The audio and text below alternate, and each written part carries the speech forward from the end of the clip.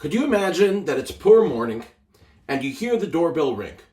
You know that it's probably someone delivering Mishloach Manos, so you go to open the door and you see an acquaintance or a friend of yours holding Mishloach Manos.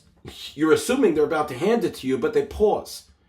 And they recite with great focus and concentration a bracha of Baruch Ato Hashem Elokeinu melech haolam asher kitshanu b'mitzvosav v'tzivanu al Mishloach Manos. And then they hand you the Mishloach Manos. Doesn't happen. Question is why? When it comes to all of our mitzvos, when we actively participate in a positive mitzvah, we make a bracha on almost all the mitzvahs.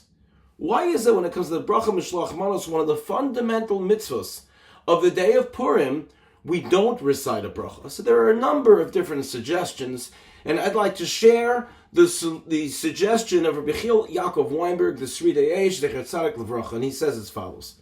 What was the reason that Mishloach Manos became a mitzvah? It was that Mordechai and Esther wanted for there to be a sense of Ahava v'Achva, connection of love between fellow Jews who were living in the Malchus of Achashverosh, because of the fact that they were exposed to a possible annihilation, because of the fact that Haman, the Harasha, determined that the Jewish people were divided. They wanted to ensure that the Jewish people were united. And so a method to unite the Jewish people was to have them give gifts to each other. But if we would have to make a bracha before handing the Mishloach Manos to someone else, then maybe, as I'm answering the door, I'm thinking to myself, the reason why this person is giving this to me is because they want to be Mekayim a mitzvah. Not because they care about me, not because they love me as a fellow Jew, but just to be Mekayim a mitzvah. And therefore, I won't feel any differently toward them. So as a result of that Chazal Institute, it says the Sridei Eish, that there is no bracha when delivering Mishloach Manos precisely so that we can feel that the people who are giving us Mishloach Manos want to be connected to us. That we as a Jewish people on this day show that we are to be united, and this is one of the ways that we show our unity. And what an important lesson, even beyond Purim, about sincerity when it comes to our being sincere when performing a mitzvah, certainly Gemilas Chasadim, and helping others.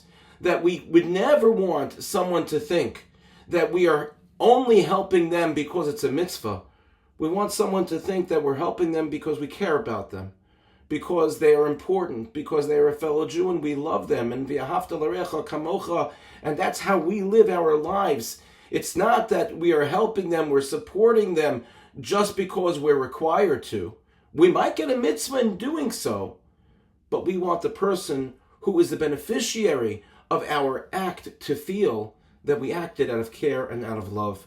May we be zocha as we fulfill the mitzvahs of Purim and beyond, that there is true sincerity not only in our actions, but that people who we are helping, people who we are reaching out to, also feel that feeling of love, that feeling of connection, that feeling of unity that we try to imbue with them and with each other on the day of Purim. Wishing everyone a Freilich Purim and good Shabbos.